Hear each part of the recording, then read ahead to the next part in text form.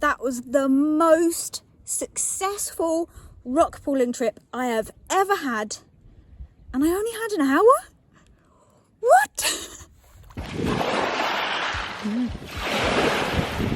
Hello, welcome to another rock pooling vlog, because that's what I do. I'm Elizabeth, I'm a marine biologist, and you haven't been here before. I've posted videos about the wonderful and weird creatures of UK sea life, and I go rock pooling a lot, like every chance I can get. And today we're in St Andrews, and it's about half an hour to low tide, and all of this wonderful space is available. This is going to be a shorter rock pooling vlog than my usual rock pooling vlogs because there's no wind or rain, which is very rare in Scotland. It's perfect conditions for me to film another couple of videos, which you will see later on, so make sure to subscribe to see them. But we are going to check out this ginormous rock pool, and there's a heron that's just flown away, and see what we can find. And I've given myself a good hour to explore before I get into the filming, so we're still going to find a load of stuff. And if you haven't checked out my previous vlogs, I will link a vlog here where we explored this rock pool and found absolutely amazing stuff like cods and sea spider crabs and all that stuff. So hopefully there is some exciting things to be found here. So let's get on with it.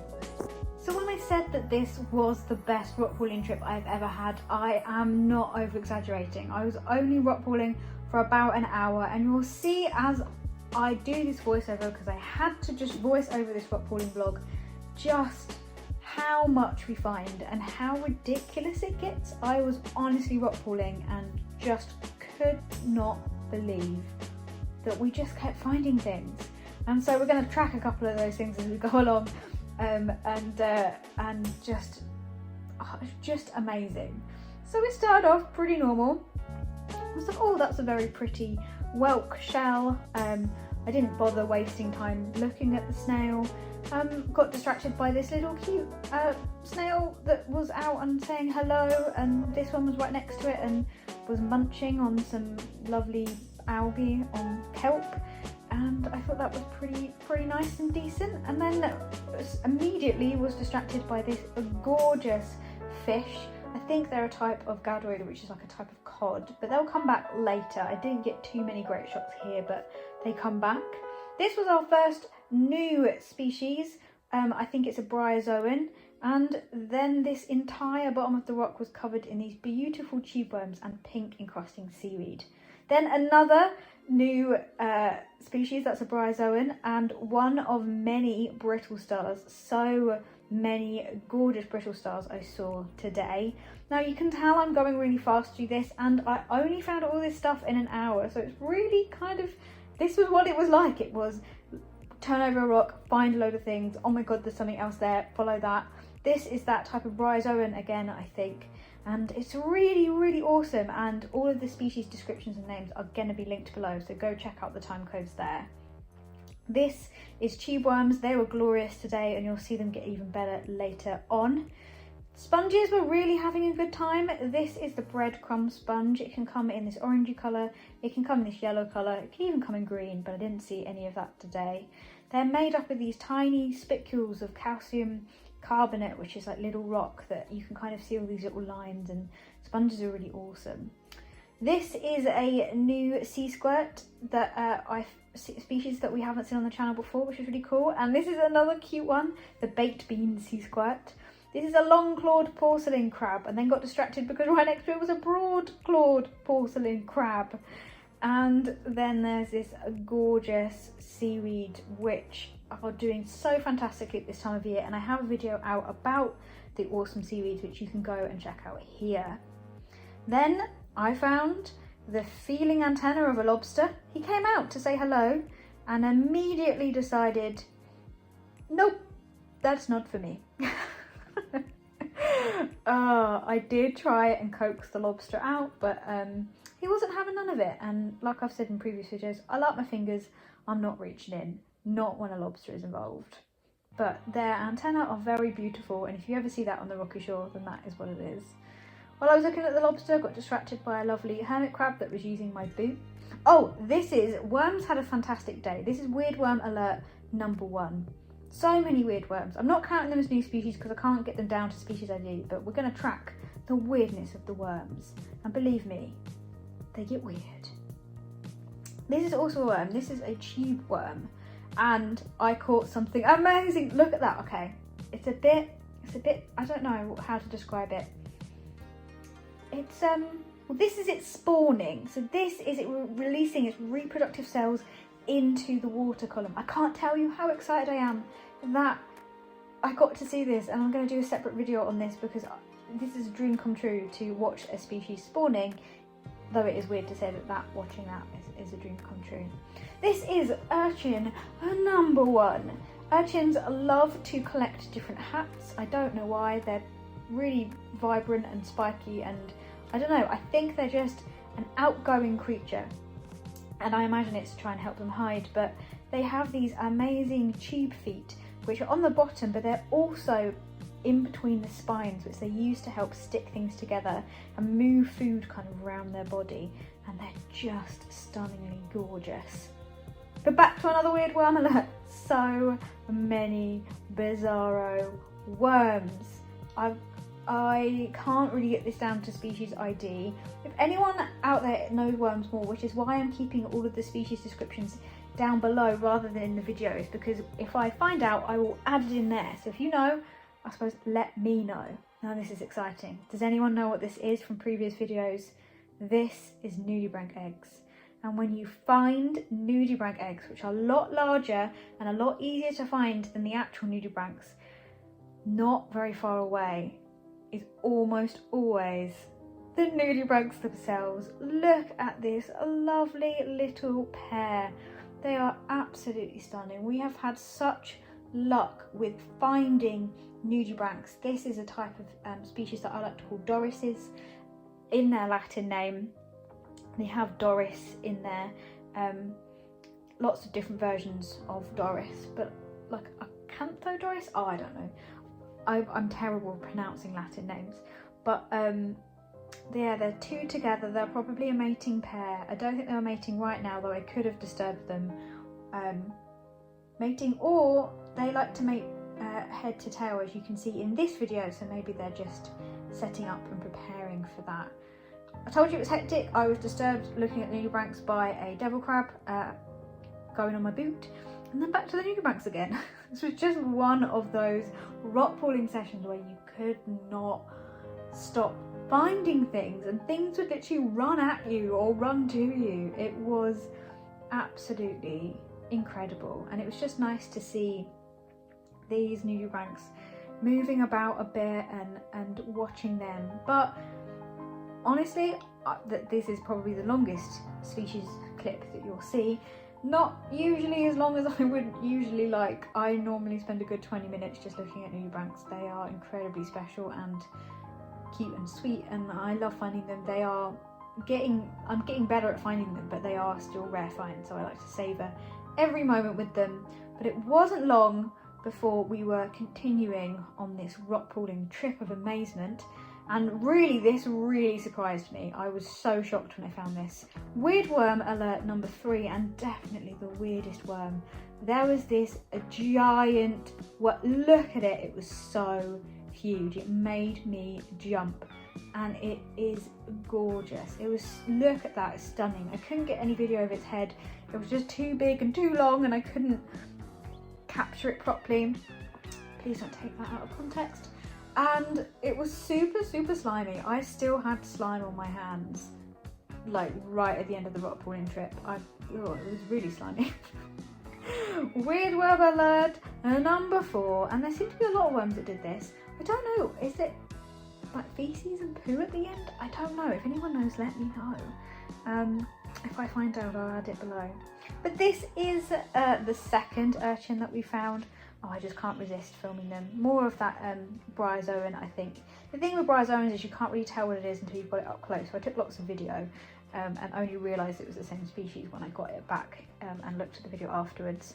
This was a particularly handsome and large broad-clawed porcelain crab that likes to cover themselves in lots of fluff and algae and tiny things to help them blend in. Now this is a type of scale worm. not classing this in the weird worms because we find these quite often.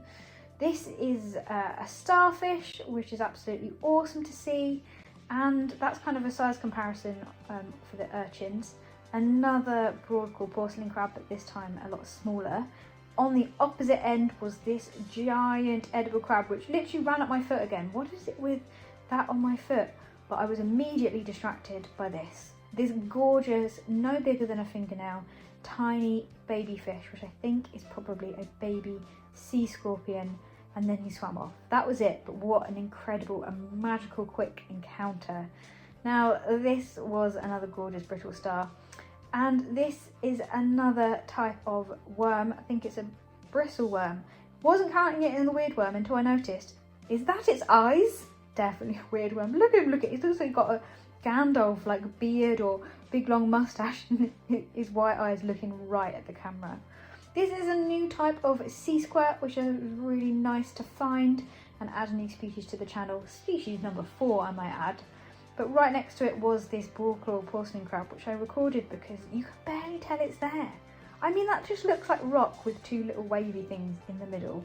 It's keeping so still, which is so clever because I doubt it thinks it can see me. Another urchin, but immediately attracted by these gorgeous juvenile fish that are using the kelp and the rocky shore as a nursery ground. I have lots of information on kelp and things like nursery grounds in this video, but they're fantastic. There's gorgeous seaweeds, and on those seaweeds were amazing living things like these periwinkle eggs. But again, weird worm alert.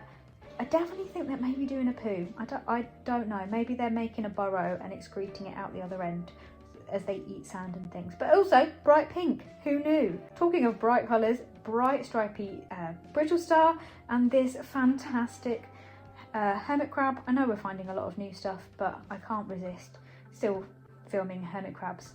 This is a gorgeous giant whelk, which was really awesome. I decided to pick this one up and have a look because they've got this gorgeous like black and white cow pattern underneath, which I always find really, really awesome. But then we found little baby, tiny baby blood Henry starfish. It was so unbelievably cute and just lovely find. This is a I think it's a type of sea squirt, and if I've nailed the species by the time I post this video, I'll pop it down below. But it was so beautiful and delicate and so different to what I'd seen before. I was really excited to find this new species. Again, another amazing bright brittle star. And another starfish, best of friends. A gorgeous top shell here. They've just got the most beautiful pattern, and I love it when they're slowly wandering about. And right when I thought it was over, we find this gorgeous decorator spider crab who was just making his way out to sea. How gorgeous. One of my personal favourites, and something I didn't know existed till last year, are mysid shrimps. They are so cute. But not only do we get to film it, I got to notice that it does this in a minute. Look! It moves. I thought that was solid. I love that I can still watch species after washing them for hours on end and find out new things. That those front, maybe called mandibles, I don't know what, I'll have to look up the anatomy, but they can move. But just look how cute they are. Look at those little eyes. That melts my heart. Hello, gorgeous little one. Oh, you are stunning. Stunning. And we end with this gorgeous footage of this just stunning fish. Ugh. That was the most successful rock pooling trip I have ever had, and I only had an hour. Look, by the end, I was like, oh yeah, of course there's this little mini spider crab going past. Usually on a rock pooling trip, that would be like the highlight. But by the end, I was like, of course. Well, we've seen everything else I've ever seen in my life, plus more. We might as well see this too. I found nudibranch eggs, nudibranchs like mating together, or just mated, again, because once wasn't enough. I a blood Henry starfish. Never found one of them here before. I only seen 3 in my entire life, and 2 within the last 2 weeks. 2 of those within the last 2 weeks. What else did we see? I don't know. Everything. Things I didn't know what existed. There's a couple of things that are like encrusting. No clue what it is. Gonna have to look that up. That's exciting. We found the brittle stars were winning, but really the worms were winning. The giant green worm, that was so slimy. That was so slimy. I've literally probably still got slime on my hands. Yeah, look, can you see? Like, it's sticky and slimy. It's so slimy. Don't know what that is. It was huge. It was humongous. There were bright pink worms. There were these loads of worms with all their feeding bits out. They were winning. I can't believe it. I literally cannot believe it. I would have just carried on rock pooling there, but this is just about to be engulfed by the sea. So I'm having to go. Otherwise, I would have just carried on rock pooling for ages. Oh, I can't wait till summer. I'm freezing.